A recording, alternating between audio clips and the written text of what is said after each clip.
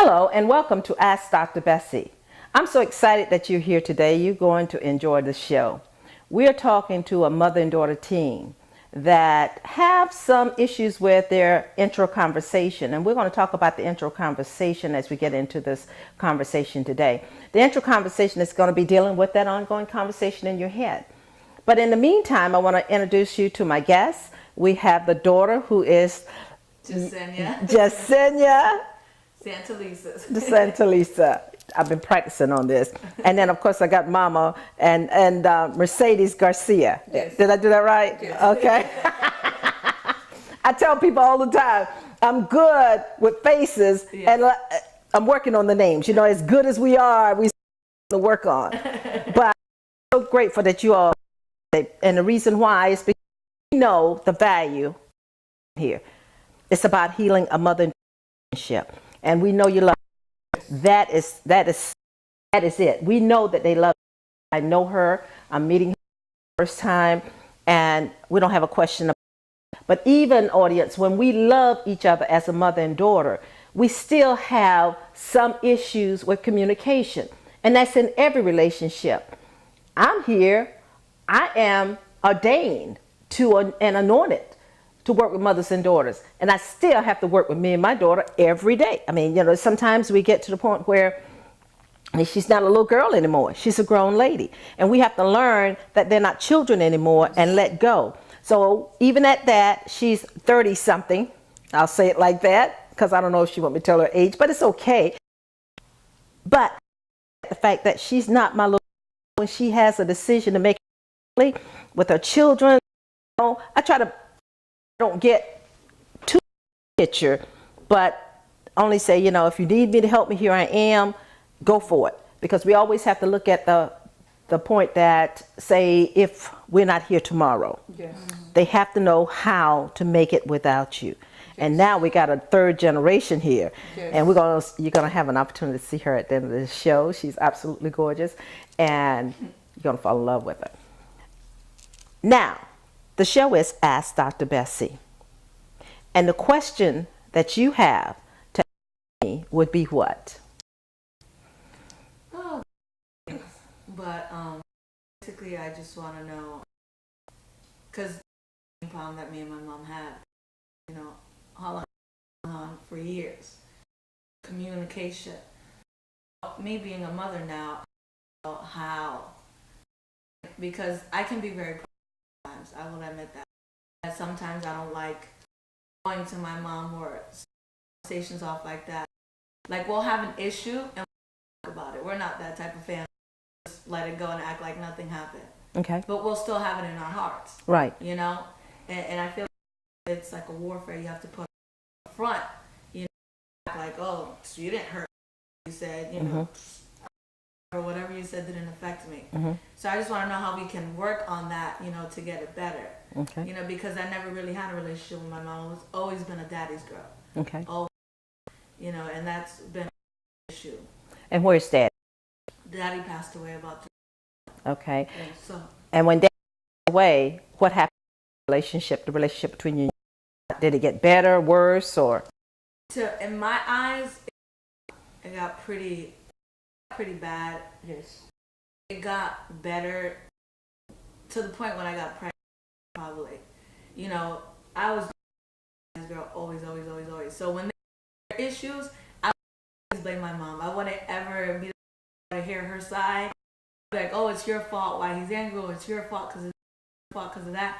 And I'm a mother. I'm like, man, I have, you know, my family, my certain situations with my boyfriend. Man, I wonder what my mom. You know, with my dad, because he reminds me so much of my dad, and it drives me crazy. Crazy.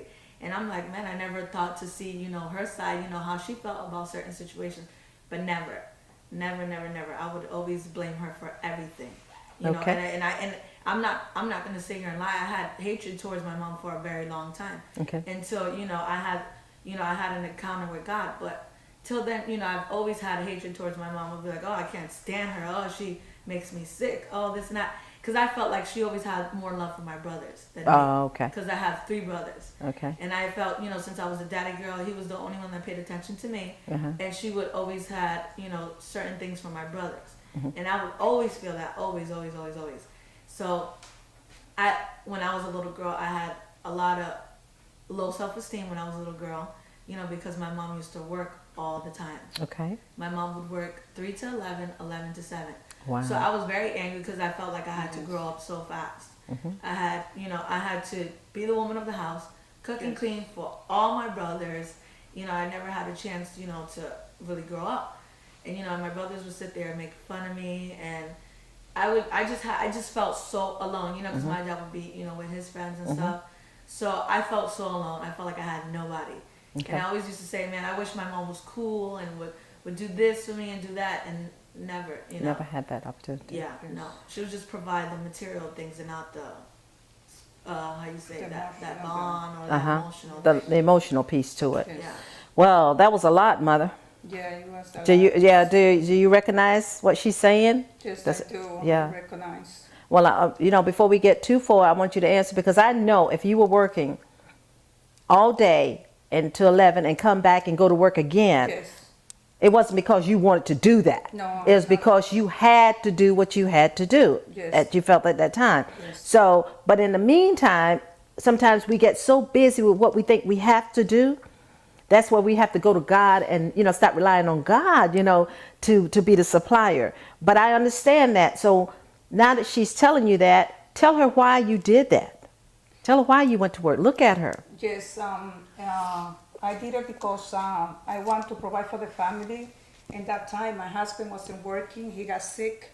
So I had to work double shift since we came from Rhode Island. I used to work at the hospital. Okay. So I always was working all the time. So sometimes I even have to leave them by themselves, which Yeah. that was really dangerous to do that. But I had to do it to support the family, to pay all the bill, because my husband was sick and he couldn't work. Right. So I had to provide. So I did that for a long time. So it was very small time that I took with them to sit with all of them and explain to them why I was working so much. And they couldn't understand that because they were small. They were Right. small children. Right.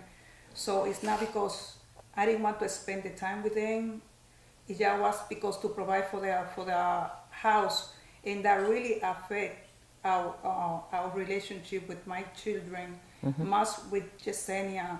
And while she was growing up, she told her, there was a divided, the family was divided. Right. Right. Against our, with our feeling. I believe as a mother, I was supposed to give her support Right. in every area that she was going through, because she has some issue and I never knew what she was going through emotionally. She feel alone. Sometimes as a small girl, she was feeling depressed, and I didn't even know that until she grew up. I just find that out like probably 3 years ago. Wow. So we sit together and she told me all the expression that she felt inside, or her feeling that she felt inside about the way she feel again, towards me, which I understand now why she was, that her behavior. I know I was probably not the perfect mother, like I was supposed to give more. I didn't give my 100% as a mother, and I understand that, but every day I'm trying to learn, and by the time go by, I'm really willing to make a change, and I've been working on that, and I love my family, I love my children, I love Yessenia, and I'm really proud of her now that she has the baby. Look She at her became a and tell mother. her that. After she became a mother, now I feel so proud of her, because she's a really good daughter, and no matter, what mistake we make, I make mistake, everybody makes mistake. course. So that can be improved with the help with the Lord.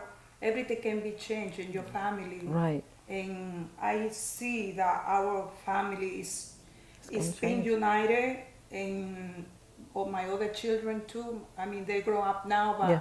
I still believe that they still are my children. Of course, they are babies. Yeah, they are baby. For me, they never grew up. And Yeah. that was my problem, that I always want my kid to do what I want them to do, not what they feel to do. Right. So I want them to do everything that I say the way I want it to be, and that's not right. So I have to understand they have their own choice. Right, right. But you know, that's the way most mothers are. You know, sometimes it's in, you know, it's in me too, but I have to know better because I'm teaching it. Yes. You know, I'm mindful of it. Yes. But that's something that we want to protect. It's a protection Yes. mode that we go into as a mother, because we've been down the road. We know what you can run into, and we don't want that to happen to the Yes. children.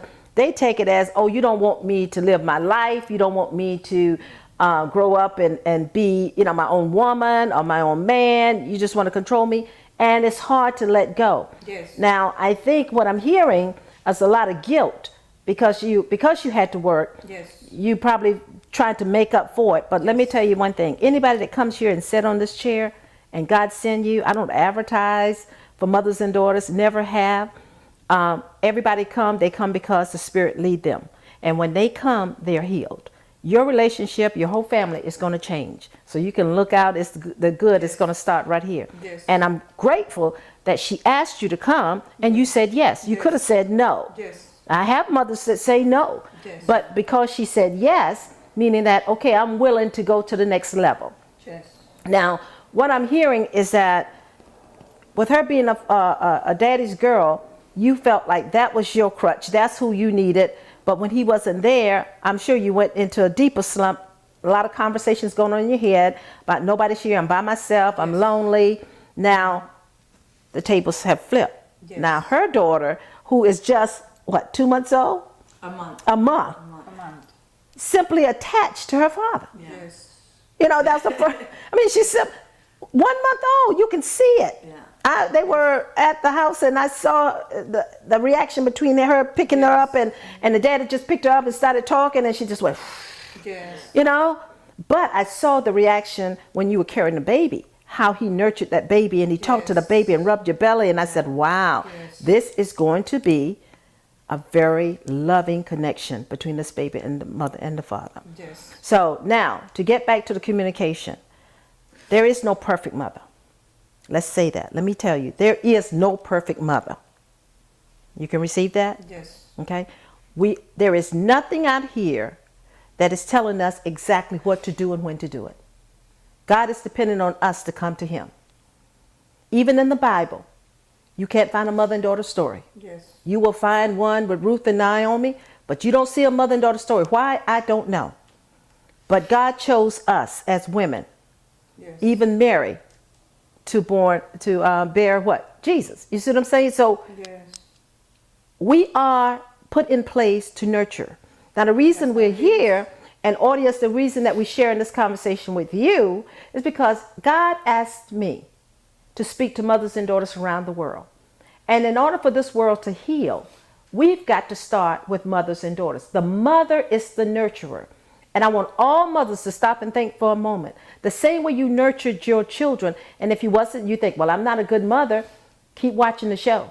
You're going to pick up on some things that's going to change you. I'm going to show you some techniques. I want you to use those techniques. The things that you see that we do today, use them. Now, someone may say, well, Dr. Fletcher, what gives you the credentials to do that? I'm a Christian clinical psychologist and I'm an ordained minister. But with all that being said, I am a mother and I am a daughter. I'm an only child and I have one daughter. Wow. So I understand how